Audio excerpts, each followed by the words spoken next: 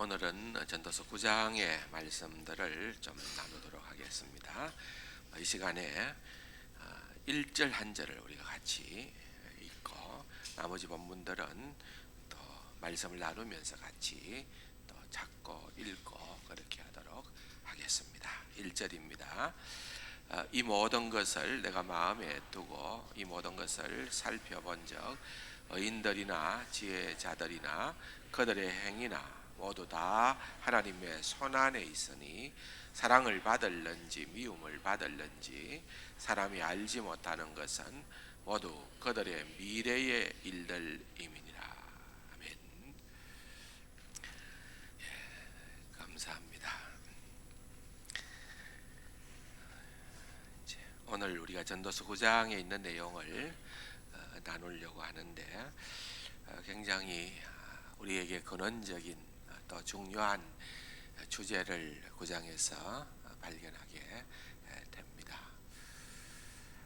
우리가 살아가면서 가장 큰 숙제는 뭔가 하면은 나는 과연 어떤 존재인가 하는 것입니다.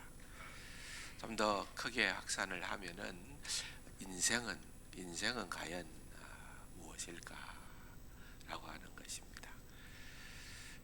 사계절의 변화가 있는 그러한 땅에서 살아간다는 것도 어떻게 보면은 복이 있습니다. 무계절 지역도 있지 않습니까? 봄, 여름, 가을, 겨울이 전부 다 더운 그런 지역들도 있는데 우리는 이 뚜렷한 사계절이 있어서 또 이렇게 겨울이 되고 또 자연의 나무들이 또 앙상한 가지를 드러내고 또 눈들이 오고 칼바람이 불고 이렇게 하다 보면은 겨울이다 그런 느낌을 받고 또 이제 한 해가 또 저물어 가는구나 이런 것들이 또 누적되어질 때마다 느끼는 것은 우리의 인생도 이렇게 자꾸만 지나가는 거구나 그런 생각을 갖게 됩니다. 전도서 설교를 하니까 여러분들이 목사님 전도서 말씀이 참 좋습니다 이렇게 얘기하시는 분들이 계신데 여러 가지 이유가 있겠지만은 제가 답변하기로 하나는 우리가 지금 다 나이가 들어가고 있다는 증거입니다. 나이가 들면은 들수록 그냥 전도서 말씀 자체가 수용성이 있습니다. 그래서 더 잘 눈에 들어오게끔 되어져 있는 겁니다. 그러나 어쨌든 이 전도서의 말씀을 우리가 좀 더 일찍 그 의미를 발견하고 깨달으면은 훨씬 더 인생을 가치 있게 살아갈 수 있기 때문에 전도서의 말씀이 그런 면에서 굉장히 소중하다 그렇게도 우리가 볼 수가 있는 것이지요. 세상 사람들은 인생을 정의 내리기로 인생은 새옹지마다 또 인생은 또 모래시계다 또 인생은 구의 말 투아웃에 타석에 선 타자 같다 또 뭐 인생은 편도를 끊어가지고 마지막 항해를 하는 그런 별에 올라탄 그런 자와 같다 뭐 이런저런 폭류적인 해석이라든지 그런 정의들을 내리는데 부분적으로는 다 일리가 있지요. 그러나 이제 그것을 우리가 인생이라 그렇게 수용을 할 때는 왠지 우리 인생은 너무나도 뭐라 그럴까요? 허무하기도 하고 또 어떠한 소망도 없는 뭐 그런 이렇게 좀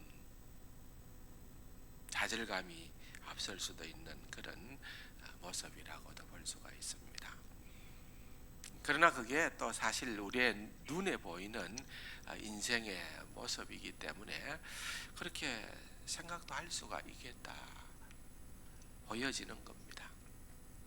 그런데 우리가 이 지혜자 솔로몬은 인생을 과연 어떻게 보고 있는가 하는 것을 이제 9장을 통해서 먼저 찾아보면은 도움이 될 것 같아요.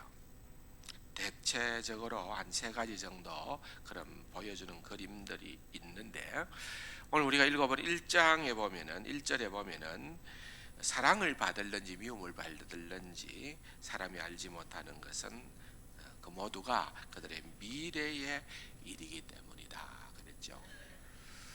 우리가 살아가면서 뭐 계속해서 사랑을 받게 될는지 또한 미움을 받게 될는지 우리가 다 알 수가 없다는 거예요. 왜? 내일 일이기 때문에 그렇다는 거예요. 또 우리 인생에 어떤 기회가 주어질는지 그렇지 않으면은 기회가 아니라 또는 위기 상황으로 오게 될는지 우리가 알 수가 없다는 겁니다. 왜요? 미래이기 때문에 그렇다는 것입니다. 12절 말씀을 여러분 같이 한번 읽어보면 좋겠어요. 참 재미난 표현인데요. 분명히 사람은 자기의 시기도 알지 못하나니 물고기들이 재난의 그물에 걸리고 새들이 올무에 걸린 같이 인생들도 재앙의 날이 그들에게 홀연히 임하면 거기에 걸리느니라 그랬습니다. 마치 언제 그물에 걸릴지도 모른 채 그냥 유영하는 바닷속을 자유로이 헤엄치는 그런 물고기들처럼, 또 언제 그렇게 올무에 잡힐지도 모르는데 그냥 자유롭게 하늘을 공중을 나는 그런 새들처럼 금방 잡히고 그들의 목숨이 경각에 달리는데도 불구하고 미래를 모르기 때문에 그렇게 한다는 거예요. 우리 인생들도 이처럼 시기를 모르는 것이 인생이라는 거예요. 내일 일을 누가 알 수가 있습니까? 아무도 모릅니다. 어제 어떤 목사님이 제게 전화를 주셨는데 미국에 있을 때에 오렌지 카운티 쪽에 얼바인이라고 하는 한국 사람이 굉장히 많이 살고 있는 아주 깨끗한 시가 있어요. 그런데 거기에서 이제 얼바인 베델교회라고 굉장히 유명한 교회입니다. 한국에도 알려졌고 또 목사님도 손인식 목사님, 굉장히 유명한 또 인격적인 그런 목사님이에요. 뭐 저보다 좀 더 나이가 있고 또 은퇴를 하셨고 그렇게 이제 굉장히 은퇴를 해서도 선한 영향력을 갖고 계셨던 목사님인데 뭐 그냥 어쩌다가 자세한 내용은 모르지만 목사님 말로는 뭐 이렇게 키 뭉치를 놓고 나와서 차를 타고 어디 나가려다가 다시 집으로 들어가려는데 문이 다 잠겨서 이렇게 담을 넘어서 자기 집 담을 넘어서 들어가려고 했는데 그만 떨어졌대요. 그래서 머리가 손상을 입었고 두 번에 걸쳐서 뇌수술을 했는데도 아직 의식이 돌아오지 않았다는 얘기를 해요. 그 목사님을 제가 개인적으로도 만남이 있었고 또 참 존경할 만한 귀한 목사님이었어요. 그런데 순식간에 그런 일들이 일어난다는 거예요. 미래와 내일에 어떤 일들이 벌어질는지는 누구도 알 수 없는 것이 우리 인생입니다. 그것이 바로 우리가 좀 기억해야 되는 그러한 우리 인생의 첫 번째 그림입니다. 우리가 너무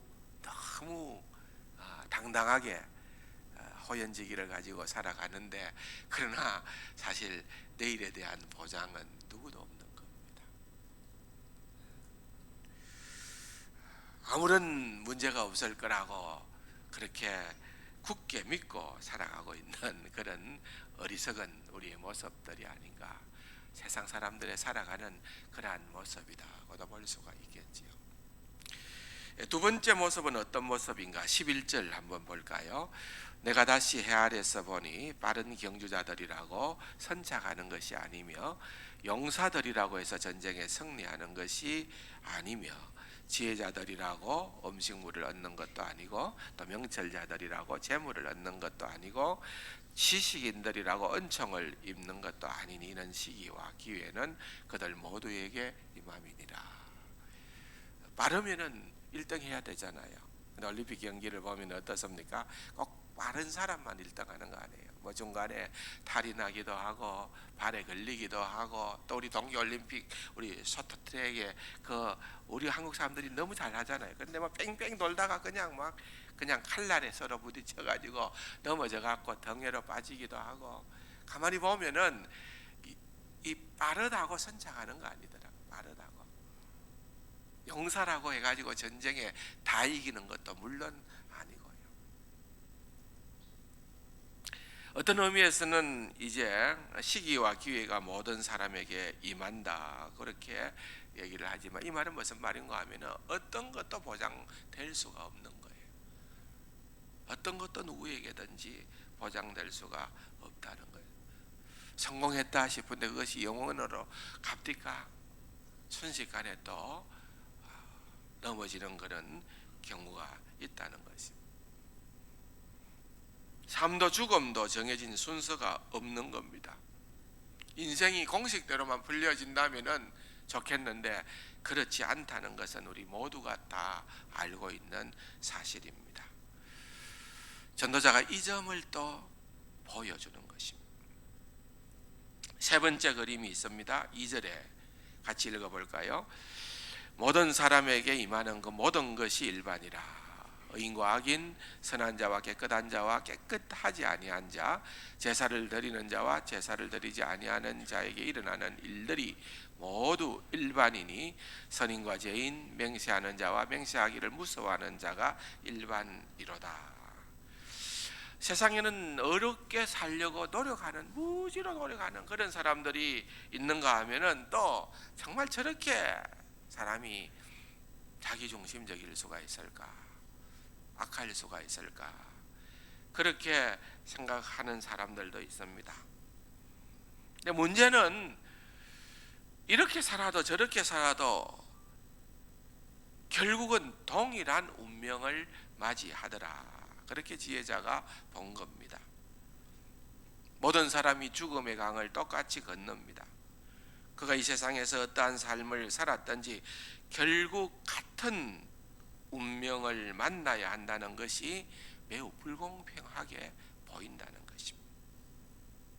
어떻게 살았던 모든 인생은 아침 안개처럼 사라지고 그의 이야기는 망각의 강물로 흘러 들어가고 만다는 것입니다. 이것이 지혜자가 그리고 있는 세 번째 인생의 그림들입니다. 첫 번째 그림이든 두 번째 그림이든 세 번째 그림이든 우리가 이것을 한 장 한 장씩 넘기면서 어떤 생각을 하게 됩니까? 지혜자가 너무 인생을 단순화시켰다고 생각이 듭니까? 인생을 지나치게 초라하게 묘사했다고 실망감이 생깁니까? 아니면은 인생은 결국은 그렇게 될 수밖에 없다는 그런 솔직한 깨달음을 갖게 되는 것입니까? 아무튼 여기에서 말하고 있는 것은 지혜자가 인생을 바로 그리고 있다는 것입니다. 어떤 의미에서 인생은 전도자가 말한 그 이상도 아니고 그 이하도 아니라는 것입니다. 분명한 인생의 진실입니다. 그러나 여기에 고민이 생깁니다. 만약 이것이 인생의 전부라고 한다면은 결국 인생이란 헛되니 모든 것이 다 헛되다라고 말해야 되지 않겠느냐는 것입니다. 여러분, 정말 인생이 그렇게 헛된 인생의 그림자로 끝나버릴까요? 우리가 미래라 또는 희망을 소리 높여 이야기한다고 해도 그것은 그냥 인생의 본래의 모습을 감추고 있는 덧없는 포장에 불과하다고 그렇게 얘기할 수 있을까요? 이것이 인생에 대한 최종 결론이라고도 얘기할 수 있을까요? 이런 것 말고 또 다른 인생의 모습은 없는 것일까요? 있다는 것입니다. 인생의 헛됨, 이것이 인생의 실상이기는 하지만은 우리의 삶 전체를 아우르는 실상은 아니라는 것입니다. 우리 인생은 그런 깊은 곳에서 우리가 경험할 수 있는 부정만이 아니고 실패와 좌절만이 아니고 허무만이 아니고 그 모든 것을 넘어서는 그런 긍정이 있다는 것입니다. 아무리 우리 인생이 모자라고 서글프다 하더라도 황무지에 피어나는 장미꽃처럼 될 수 있는 그런 소망이 있다는 거예요. 그렇기 때문에 여러분, 우리는 그것을 기대해야 됩니다. 그것이 우리의 나아가야 되는, 추구해야 되는 최선의 삶이다 라고 하는 것을 기억을 하면서 우리는 오늘도 주의 말씀에 주목하는 것입니다. 어떻게 우리가 인생을 봐야 할 것인가? 성경적 관점입니다. 전도자가 얘기하는 관점입니다. 먼저는 우리의 인생을 섭리의 관점으로 볼 수 있어야 된다. 좀 어려운 표현입니다만은 섭리라는 것이 섭리. 하나님의 섭리라는 말은 하나님의 주권을 의미하는 것이고 하나님의 전능하신 손길을 의미하는 거예요. 우리 인생은 내가 뭐 이렇게 되는 것은 운이 있고 이렇게 되는 것은 운이 없고 또 이 우연이 계속해서 좋게만 연결되고 또 그렇지 않고 뭐 이런 식으로 우리가 생각할 가능성이 있으나 여러분, 믿음의 눈으로 바라보면은 우리의 인생은 지금까지도 살아왔던 그 모든 순간도 그러하고 현재도 그러하고 우리의 미래도 마찬가지지만은 우리의 인생은 하나님의 손 안에 있다는 거예요. 이것을 우리가 먼저 믿음으로 인정하고 수용해야 됩니다. 자, 나의 인생은 하나님의 섭리 안에 있다. 아멘 하십시오. 아멘입니다. 내 인생은 내 손대로 내가 마음대로 할 수 있는 인생이 아니고 그런 건 별로 없습니다. 여러분, 다 하나님께서 주관하시고 하나님께서 하신다.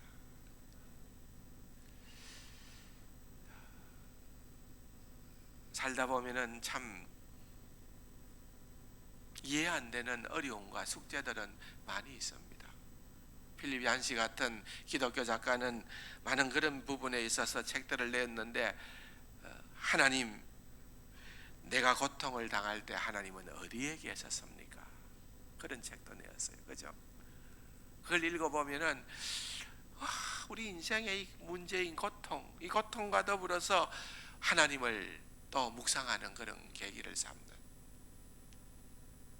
하나님 당신께 실망했습니다. 그 제목 자체가 물론 좀 의역은 되어졌습니다만 제목 자체가 주는 어떤 큰 교훈이 있는 거예요.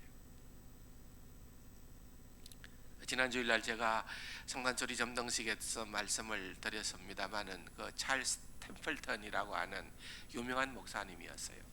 그분도 빌리 그레함하고 거의 같이 집회를 하고 미국의 부흥운동을 주도했던 대표적인 목사님 가운데 침례교 목사님 중에 한 분이 그 찰스 템플턴이라는 목사님인데, 이분이 중간에 그만 이제 신앙을 내버리는 경우가 생겨났어요. 그 이유가 무엇인가 하면은 이분이 이제 라이프지에 실려 있는 사진 한 장을 보고 그렇게 생각을 했다는 거예요.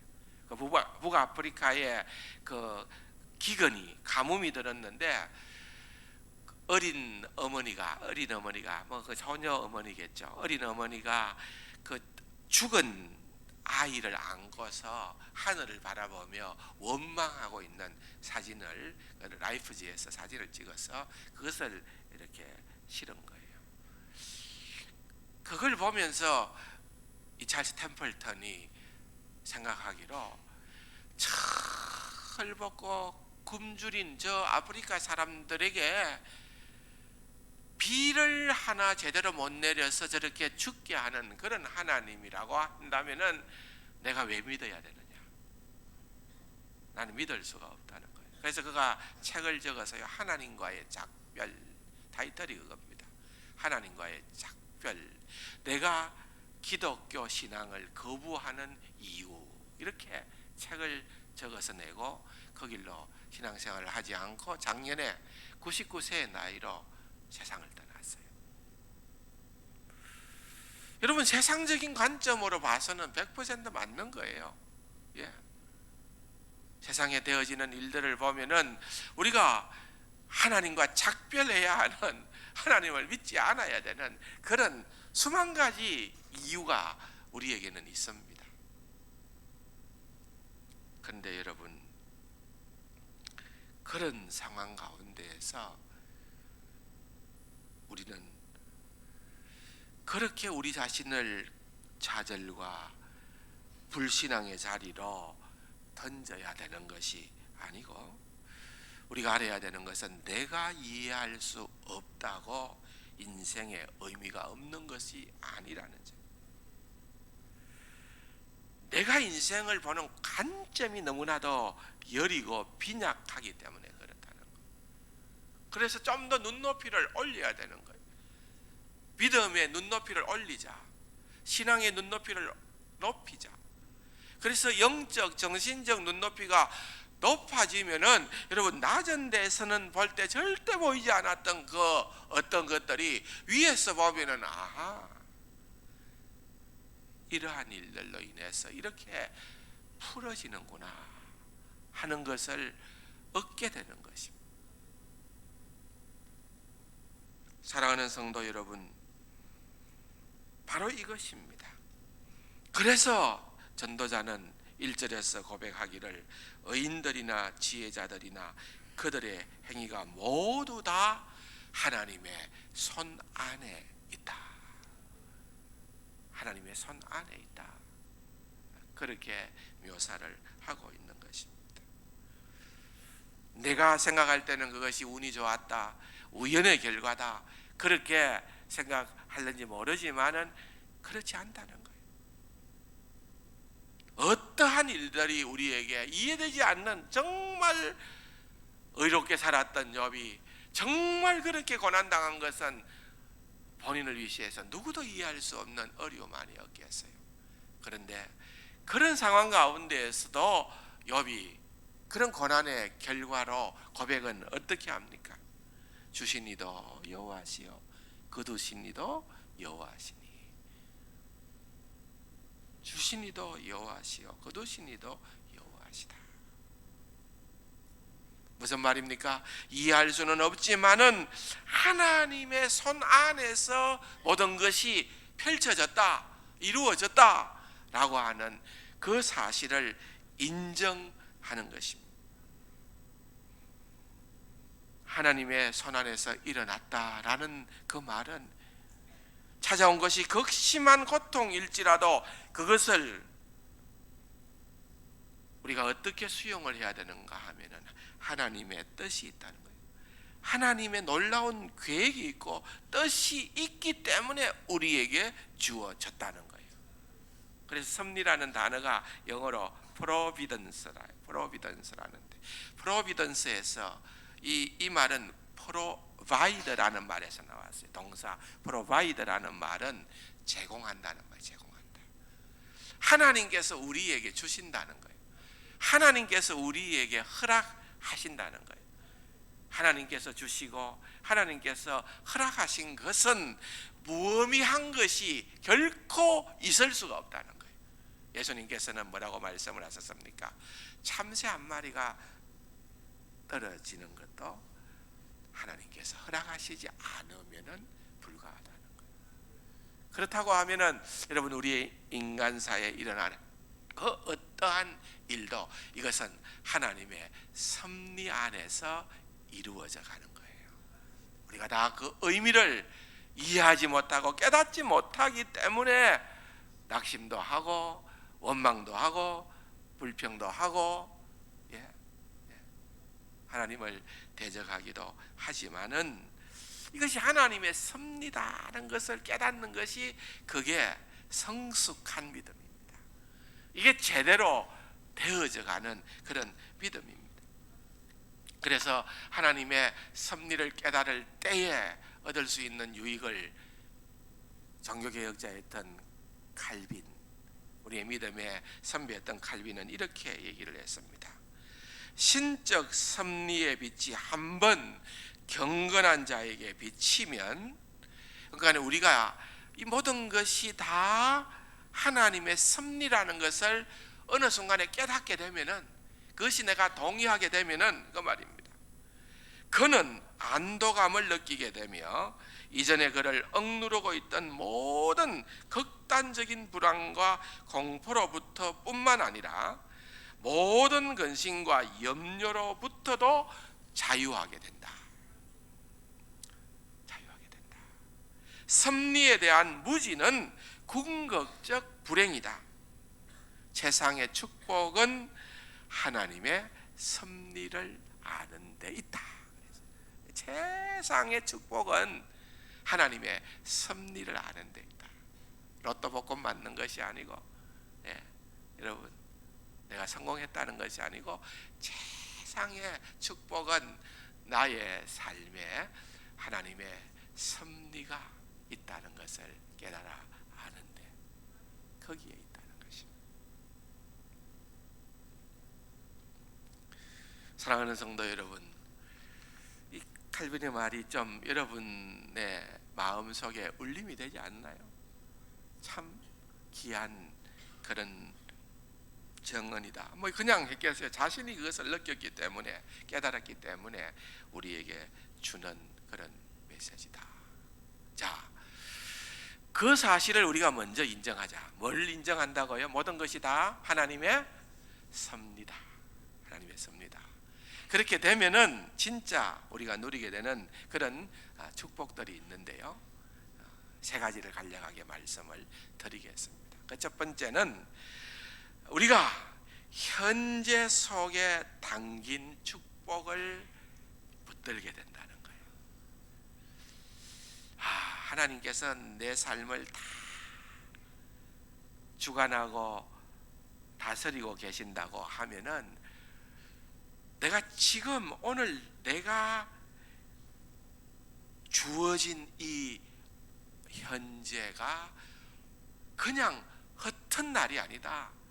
얼마나 이것이 내게 소중한가, 이걸 내가 제대로 사용해야 되겠다 붙들게 되는 그런 지혜가 생기게 된다는 것입니다.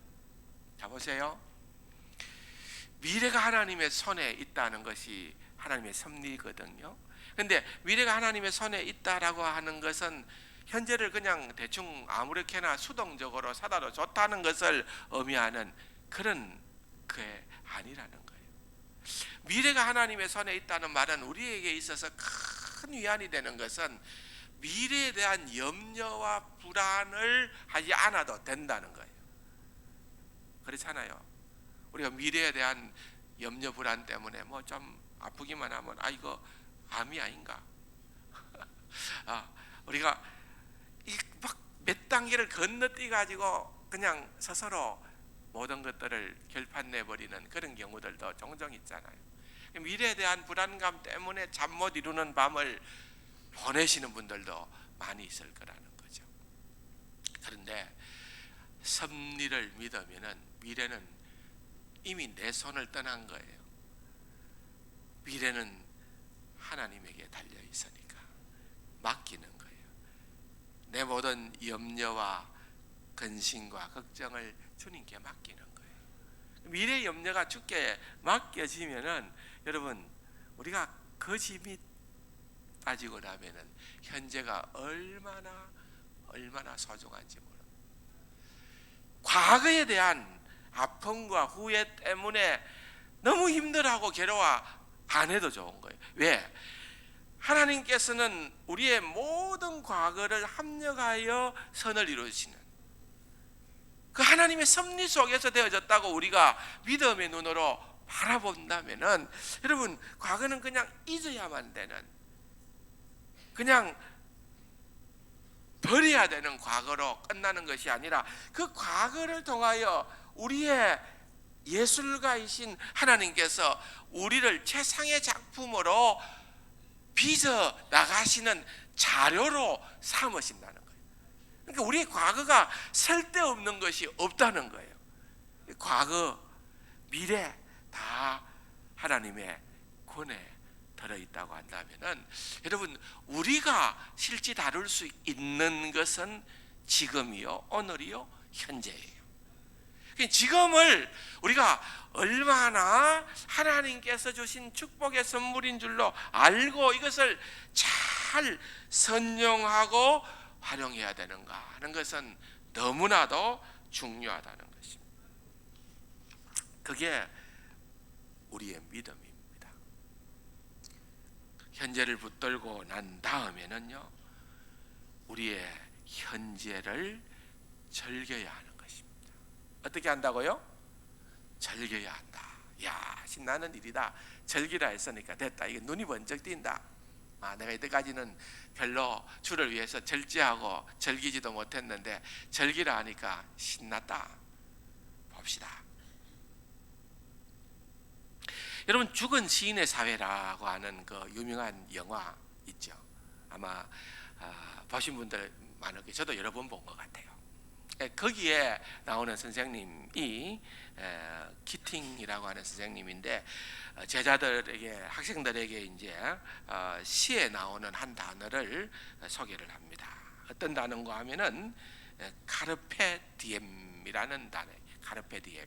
이런데 이 말은 고대 로마의 시인이었던 서정 시인이었던 호라티우스라고 하는 사람이 아우구스투스 황제에게 바친 시 가운데에 나오는데, 왕이시여, 황제시여, 염려하지 말고 걱정하지 말고 세상을 즐기십시오, 인생을 즐기십시오 라고 하는 그 표현이었다는 거예요. 다시 말하면은 현재를 즐기라는 그런 뜻입니다.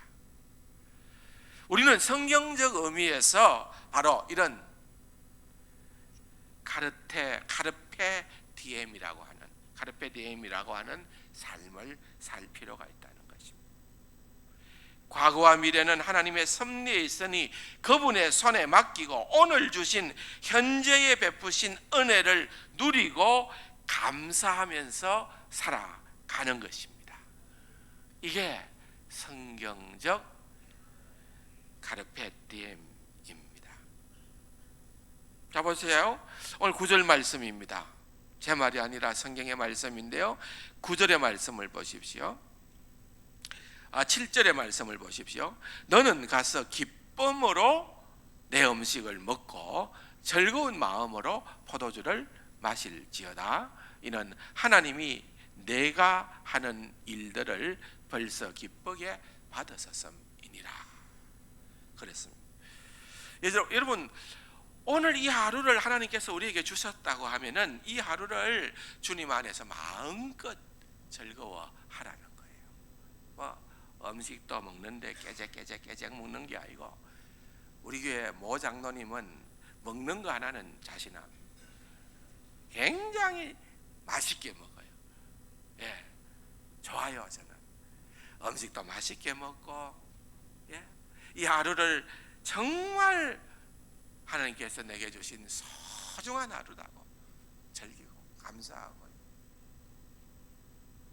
지금은 아닙니다만은 제 아내가 한때, 아주 옛날입니다. 제가 군목 시절이니까 아주 옛날에 굉장히 좀 아파했을 때가 있었습니다. 그 통증이 막 이렇게 오는데, 본인의 말로는, 제 아내의 말로는 이 통증이 아기 낳는 것보다 훨씬 더 아팠대요. 근데 그 사람은 아기 낳을 때 이렇게 아프다 소리를 안 했어요. 제가 잘 못 봤지만 하여튼 아프다 소리를 안 하고 아기를 낳았다는데, 근데 어쨌든 아기 낳는 건 참 힘들잖아요. 근데 통증이 그것보다 월등히 아팠대요. 그 이제 뭐 군에 있었으니까 잘 모르니까 뭐 그냥 참 뭐 이것저것 참 지나고 보니까 죄송하기도 하고 미안한데 큰 병원에 한번 갔었어야 되는데 그런데도 못 가고 그 군인병원 가다 보니까 뭐 여기가 아프니까 치통인 줄 알고 막 이도 갈고 뭐 별의별 방법을 다 썼어요. 근데 이제 좀 세월이 많이 지나고 난 다음에 알게 된 것이 이게 이제 무슨 뭐 3차 신경통인가 하여튼 이 뇌의 뒤에 어떤 종양이 생겨서 이게 자꾸 커지면서 신경을 압박해서 하루에는 처음에는 서너 번 아프다가 이게 자꾸 신경을 압박하는 횟수가 강도가 심해지니까 나중에는 막 이거는 뭐 그냥 시도 때도 없이 매일같이 막 그 통증이 몰려오는데 제가 이제 보면 알잖아요. 신방을 가서 보면은 찬송을 부르다가 이렇게 혼자서 누구도 몰래 얼굴을 찡그립니다. 그 통증이 온다는 거죠. 뭘 음식을 먹다가도 너무 해요. 못 먹으네요. 아무것도 씹지를 못해요. 아프갖고. 야, 그래 평생 이렇게 살아야 되나 보다. 그래 생각을 한 거예요. 이걸 감수하고 살아야 되나 보다. 그랬는데 나중에 이제 진찰을 받고 하다 보니까 이게 종양을 제거하면 된다는 걸 하고 그때가 93년도인가 그때 좀 될 것 같아요. 제 기억에는 이제 수술을 했어요. 하고 이제 그 뒤로 지금까지는 이 그런 아픔은 없이 지내고 있는 거예요. 늘 하는 얘기가 뭔가 하면은 이 자다가도 일어나서 혼자 울린단 말이에요. 아파서 너무 아프니까. 일반인들처럼 그냥 얘기만 해도 좋겠다. 일반인들처럼 그냥 먹기만 해도 좋겠다. 여러분 어때요? 말하고 먹는 것이 그냥 아무렇지도 않은 거라고 생각을 했는데 그게 아무렇지도 않은 게 아니더라는 거죠. 감사하시기 바랍니다. 감사하시기 바랍니다.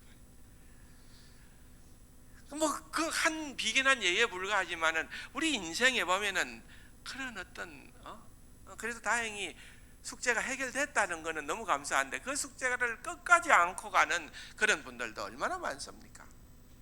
쉽지 않아요. 그렇기 때문에 여러분 이 말씀이 굉장히 유용한 말씀입니다. 8절 한번 읽어볼까요? 내 의복을 항상 희게 하며 내 머리에 향기름을 거치지 아니하도록 할지니라. 이게 뭐냐? 사치하라는 말이 아니라 주어진 현재를 하나님의 선물인 줄 알고 제대로 누리고 즐거워하면서 살아라 그 말입니다. 시편에도 보면은 이날은 여호와께서 정하신 것이라 이날에 우리가 즐거워하고 기뻐하자. 즐거워하고 기뻐하자.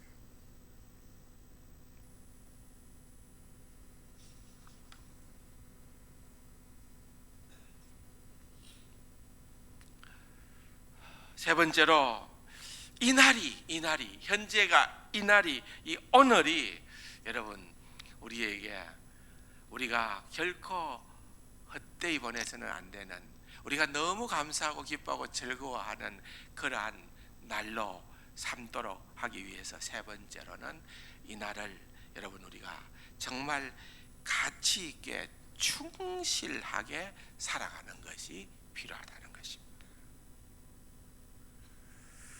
여러분 그냥 살다가 죽으면 끝이니까 내 하고 싶은 대로 하다가 살고 가면 된다. 최선의 삶을 살 수도 있고 또 어떤 경우는 그것이 최악의 삶일 수도 있지만은 여러분 우리는 그게 끝이 아니라는 거예요. 그죠?